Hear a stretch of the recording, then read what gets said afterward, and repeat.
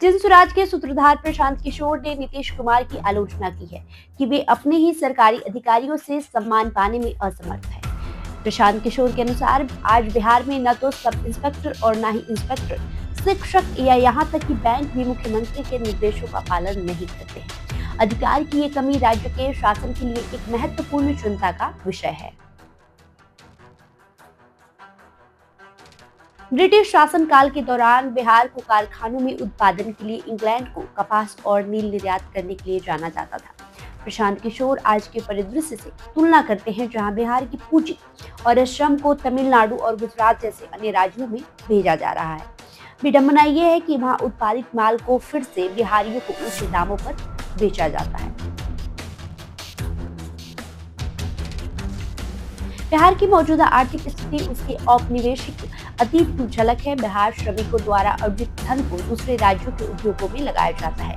नतीजतन श्रम, शक्ति और पूंजी बिहार से आती है, लेकिन मुनाफा कहीं और के कारखाने मालिकों को मिलता है। इससे आर्थिक असंतुलन पैदा होती है, जिसका नुकसान स्थानीय निवासियों को होता है। पीके का तर्क है कि अगर बिहार के बैंक राज्य सरकार की नीतियों का पालन करें या आरबीआई के दिशा निर्देशों का अधिक बारीकी से पालन करें तो स्थानीय निवेश में पर्याप्त वृद्धि होगी।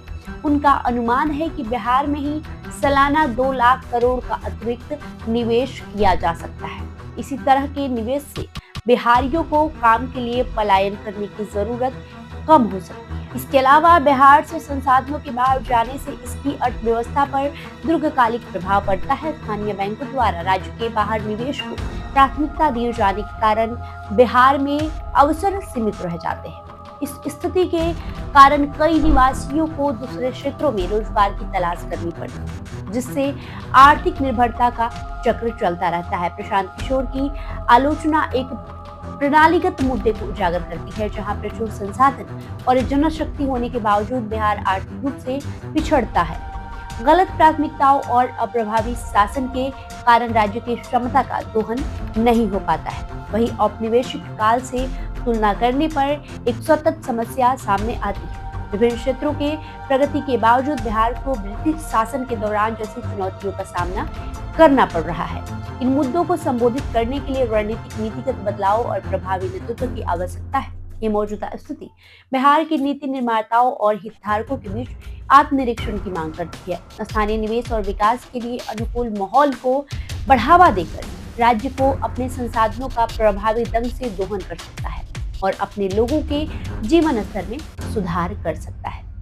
बहरहाल, आपका इस वीडियो पे जो भी प्रतिक्रिया होगा हमें कमेंट बॉक्स में लिखकर जरूर बताएं। साथ ही इस वीडियो को लाइक करें, शेयर करें, हमारे यूट्यूब चैनल को सब्सक्राइब करना ना भूलें। बहुत बहुत